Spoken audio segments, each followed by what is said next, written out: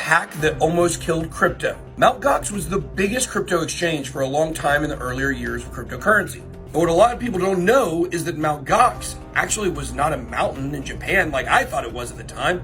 It actually stood for Magic the Gathering Exchange.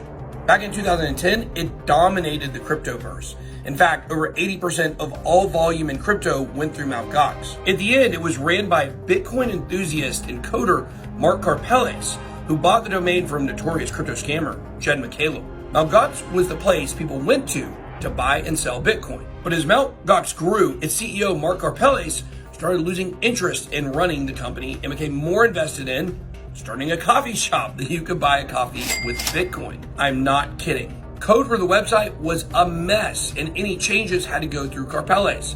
This meant that Mt. Gox was ripe to be hacked, and hacked it was. At first, it was $8.7 million worth of Bitcoin in 2011.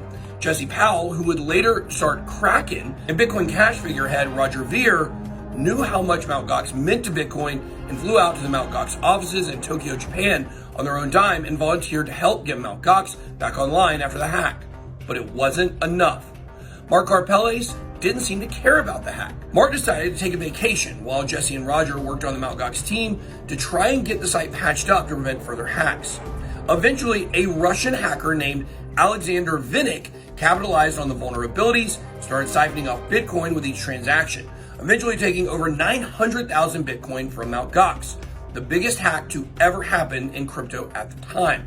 Today, those Bitcoin are worth almost $45 billion. Soon, users were having trouble getting their fiat and their Bitcoin off the exchange and started protesting out front of the Mt. Gox offices. By the time the staff at Mt. Gox figured out how the hack happened, it was too late. It took years for the authorities to track down the stolen Bitcoin.